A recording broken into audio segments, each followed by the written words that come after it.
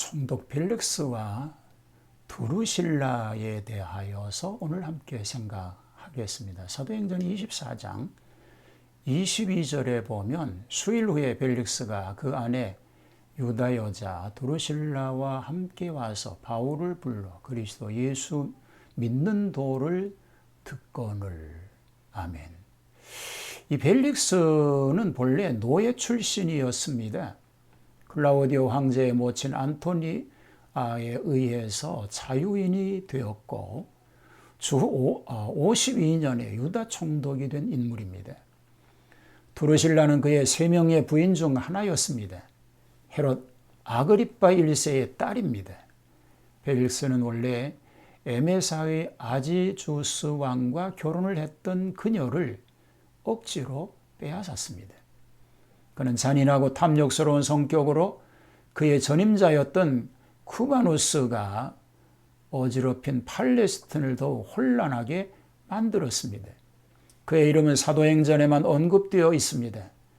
여기에서도 다소 부드럽고 아령 있는 인물로 묘사되지만 그는 원래 기회주의자이고 탐욕스러운 총독이었습니다. 불의한 총독이라고 말할 수 있는 것입니다. 유대 총독에 오르기까지의 상황을 보면요. 벨릭스가 유대 총독에 오르기까지의 과정은 2명의 역사학자의 견해로 살펴볼 수가 있습니다. 로마 역사가 타퀴투스는 원래 이 벨릭스는 사마리아와 유대의 총독이었고 쿠바누스는 갈릴리의 총독이었는데 투마누스의 실정으로 그가 총독직을 박탈당한 뒤에 벨릭스가 공석인 갈릴리 총독까지 계승하게 되었다라고 말합니다. 하지만 유대 역사가 요세푸스는 벨릭스가 그의 형제 팔라스의 추천을 받아서 황제 글라우디오에 의해서 유대 총독으로 임명을 받고 전임자인 쿠바누스를 계승하였다 이렇게 기록합니다. 이 두 견해 중에서 요세푸스의 견해가 더 타당하다 이렇게 평가되기도 합니다. 그러나 그는 잔인한 정치인입니다. 이 벨릭스는 노예의 심리로 왕권을 휘두른 잔인하고 탐욕스러운 지배자라는 평가를 받습니다. 그런데 이런 학정 때문에 반란이 끊일 날이 없었습니다. 그는 또한 그런 그 반란을 무참하게 진압하기도 했습니다. 그는 그 자신은 모든 종류의 악을 저지르면서도 아무 이런 혐의를 가지지 않는다고 할 정도로 제멋대로였습니다. 이미 남의 아내가 된 여자 드루실라를 억지로 이혼시키고 자신과 결혼하게 한 것만 보아도 그의 난폭함과 잔인스러움을 알 수가 있는 것입니다. 그는 매우 탐욕스럽기도 했는데 그것은 사도행전 24장에 잘 드러나고 있습니다. 유대인들의 고소를 받아서 자신 앞에 서게 된 바울에게 그는 뇌물을 요구하였습니다. 유대인들은 전임자 쿠바누스 때보다 더 고통을 받았습니다. 요세푸스는 그를 가리켜서 유대의 운명을 지배했던 자 중에 가장 열악한 지배자였다 이렇게 말하고 있습니다. 불의한 자, 스스로 불의한 자, 그리고 신앙을 가진 사람. 필요한 것은 무엇일까요? 케르케고르가 그 예리한 통찰로 도덕적 인간이 빠지는 2개의 딜레마를 지적하였습니다. 악을 행하면 회한과 죄책을 낳고 선을 행하면 도덕적 교만을 낳는다. 이것이 바리새파라는 거죠. 예수님을 미워하고 죽인 사람들은 자기의 의나 선을 높이 평가하고 싶은 사람들이었습니다. 이것은 때 묻은 의복과도 같았습니다. 인간이 자기 의나 선을 자랑하고 그것으로 남의 악을 들추는 도덕적 법정의 검사가 될 때에 그는 바리새적 도덕적 괴물이 됩니다. 악인은 불의에 빠지고 선인은 자의에 빠집니다. 자의가 예수님을 만나기보다도 불의가 예수님을 만나는 일이 더 쉽습니다. 의식은 자의식보다 쉽게 신앙의 예수님을 영접하게 됩니다. 신앙에 의해서만 참 겸손한 사람이 태어날 수 있게 되는 것입니다. 자, 기회주의자이며 탐욕스러운 속성을 지닌 사람을 오늘 우리는 생각하고 있습니다. 기회주의자, 이 벨릭스는 대제사장 아나니아와 변사 도들로에 의해서 고소당한 바울이 무죄하다고 하는 것을 인정하면서도 유죄나 무죄의 판결을 내리지 않고 우유부단한 행동을 취합니다. 그것은 당시 그의 관할권 내에 만연한 유대인들과 헬라인 기독교인들 간의 대립을 막아보자는 의미였을 것이라고 평가하기도 합니다. 하지만 그것은 순전히 이기주의적인 발상이었습니다. 유대교 신앙에 있어서는 죽음도 불사하는 유대인들인지라 바울을 죄 없다 선언했을 경우에 어떠한 사태가 벌어질지 그는 잘 알고 있었습니다. 그런 이유 때문에 그는 기독교인들의 감정도 상하지 않고 유대인들의 감정도 상하지 않는 최선의 방법인 판결 유보의 태도를 취한 것입니다.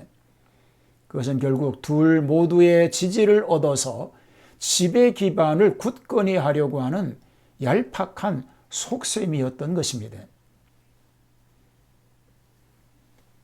탐욕스러운 속성을 가지고 있는 사람이죠. 이 벨릭스가 바울의 판결을 유보한 것은 그 또 하나의 속성이 있습니다. 즉 탐욕스러움을 잘 드러내고 있는 것입니다. 그는 바울을 자주 불러서 돈을 요구했던 것으로 사도행전 24장 26절에서 말합니다. 그의 눈에는 친구가 많고 헌금을 거두는 바울이 돌이 많은 자로 비추어졌을 것입니다. 바울에게서 그는 의와 절제와 장차올 심판에 대한 설교를 들었습니다. 그리고 두려움도 느꼈다고 했습니다. 하지만 그의 탐심은 두려움을 없애기에 충분했습니다. 그는 돈을 받고 죄수를 풀어주는 것을 금지하고 있는 윤리와 법을 어기면서까지도 물질을 탐했던 사람이었습니다. 본능적 사랑과 훈련된 사랑이 있습니다. 본능에 의한 사랑은 누구나 할 수가 있습니다. 자신이 낳은 자식을 사랑하는 일은 그리 어렵지 않습니다. 본능에 이끌리는 대로 하면 되는 것입니다. 그러나 우리는 그 사랑의 방법을 좀 익혀야 할 필요가 있습니다. 우리가 잊어서는 안 될 것은 본능적 사랑으로만 일관하려는 사람들이 사는 이 세상이 그런대로 살만한 이유가 되는 것은 훈련된 사랑을 강조하고 구현하려는 이들이 있기 때문인 것입니다. 섬김과 헌신 그리고 이를 바탕으로 한 전도와 선교는 본능적 사랑만 가지고는 되지 않습니다. 우리가 본능적 사랑으로 할 수 있는 일은 나와 내 가족, 내 교회를 위하는 일 정도의 것이기 때문입니다. 그러나 그 힘들게만 느껴지는 훈련된 사랑을 마치 본능적 사람처럼 행하였던 예수님 때문에 지금 우리 크리스천들이 있습니다. 우리가 훈련된 사랑을 기꺼이 행하는 작업을 게을리한다면 하나님의 잃어버린 백성들을 찾는 일은 자꾸만 지연되어져 가게 되고 말 것입니다. 열정적인 여인 두루실라를 생각해 보겠습니다. 자, 이 여인은 방탕한 결혼 생활을 했던 여인이죠. 이슬이 내림이라는 이름의 뜻을 가지고 있는 두루실라는 헤롯 가문 출신입니다. 원래 탐욕스럽고 문란한 성격의 집안 출신답게 그녀는 상당히 타락한 본성을 가지고 있었습니다. 아그리파 1세의 딸로서 왕족인 코마게네 에피파네스 왕자와 약혼했습니다. 그런데 그가 할례를 거부했기 때문에 파혼합니다. 그해 환례의 조건을 수락한 에메사 왕 아지주스와 결혼을 하였습니다. 그러나 유대 총독 벨릭스의 유혹을 받고 남편을 떠나 그의 새로운 남편을 선택한 것입니다. 전승에 따르면 벨릭스가 마술사인 아토모스까지 동원해가며 억지로 두루실라를 빼앗아 갔다 이렇게 보도하지만 한 왕국의 왕을 무시하고 그의 부인을 억지로 취했다고 하는 것은 전혀 납득이 가지 않습니다. 그것은 벨릭스의 무력과 억지 때문이라고 하기보다는 두루실라의 방탕하고 타락한 성품 때문이라고 보아야 더 타당성을 가지게 될 것입니다. 복음에 있어서 매개체 역할을 하게 됩니다. 오늘 본문의 말씀의 핵심이지요. 바울이 벨릭스와 두루실라 앞에서 설교하는 장면이 나옵니다. 24절에는 벨릭스와 두루실라가 함께 바울을 불렀다고 기록하고 있습니다. 그러나 다른 고대 사본에 따르면 두루실라가 남편 벨릭스를 설득하여 바울을 불렀다고 나와 있습니다. 두루실라의 본래 성품으로 미루어 사건은 믿기 힘들지만 전에 환례 문제로 약혼한 왕자와 파혼까지 했던 것과 유대교를 믿는 헤롯 가문의 종교성을 미루어 보아서 그녀의 행동은 납득할 수가 있습니다. 화끈하고 열정적이며 결단력이 있었던 그녀였기에 복음을 접하는 데도 역시 화끈했던 것 같습니다. 그녀가 바울의 복음을 듣고 진정으로 회개하며 복음을 수용했더라면 그녀는 영원한 구원의 길로 들어설 수 있었을 것입니다. 하지만 탐욕스러움이 그녀의 눈을 멀게 하고 말았습니다. 벨릭스와 두루실라 같은 잔인하고 포악하고 탐욕스러운 인물에게도 구원의 기회는 열려 있었던 것입니다. 그러나 그는 끝내 구원의 길을 거부함으로써 사망의 길로 들어설 수밖에 없게 되었던 것입니다. 실수를 기회로 바꿀 수 있어야 합니다. 오래전 스코틀랜드에서 있었던 이야기가 있습니다. 하루 종일 낚시를 하다가 저녁이 되어서 몇 사람이 조그마한 찻집에서 차를 마시면서 잡담을 하고 있었습니다. 일행 중 한 사람이 자기가 놓쳐버린 고기의 크기를 설명하기 위해서 양팔을 벌리다가 그만 큰 실수를 저질렀습니다. 다른 테이블 손님에게 찻잔을 들고 가던 웨이트리스가 바로 뒤에 다가오는 것도 모르고 그만 손을 뻗치는 바람에 찻잔이 바닥에 떨어지고 말았던 것입니다. 그런데 찻잔만 깨진 것이 아니라 찻잔에 담겨있던 차가 옆에 있는 벽에 튀었습니다. 하얀 색깔의 벽에 보기 흉한 갈색 자국이 생기는 바람에 품이 있는 이 찻집 벽이 흉하게 변하고 말았습니다. 이때 손님 중 한 사람이 다가왔습니다. 그리고 이렇게 그는 말했습니다. 너무 걱정하지 마십시오. 사람은 누구나 다 실수할 때가 있으니까요. 그리고는 펜을 들고 보기 흉한 갈색 자국 주변에 스케치를 하기 시작했습니다. 방 안의 손님들도 모두 조용히 숨을 죽이며 그의 손길을 주시했습니다. 얼마 있지 않아 그 벽에는 커다랗고 날렵은 사슴의 모습이 나타났습니다. 그는 영국에서 동물 화가로 유명한 에드웬 앤드시어라는 사람이었습니다. 인도에는 잘못을 이용해서 새로운 작품을 만들었던 것입니다. 마찬가지로 하나님께서는 우리 모두의 실수를 재료로 삼아 더 위대하고 아름다운 것을 만드시는 분이십니다.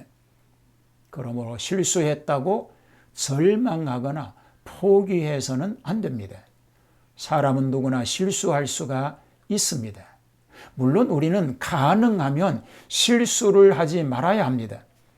실수하지 않기 위해서 최선을 다해야 합니다. 그리스도의 복음은 모든 믿는 자에게 구원을 주시는 하나님의 능력이 됩니다. 그 복음은 유대인에게뿐만 아니라 헬라인과 이방인 모두에게도 유용한 줄로 믿습니다.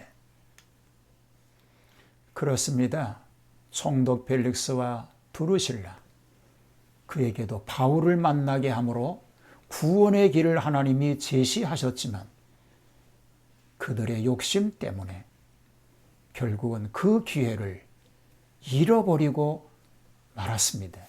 오늘 우리에게 주신 좋은 구원의 길을 놓치지 않고 하나님께 영광 돌리는 그런 삶을 다 살아갈 수 있게 되기를 주님의 이름으로 축복합니다. 하나님 아버지, 우리에게 주신 기회를 놓쳐버리지 않게 하시고 어려운 상황 가운데 있을지라도 하나님의 은혜를 기억하고 복된 승리자로 살게 하여 주시옵소서. 예수님 이름으로 기도하옵나이다. 아멘.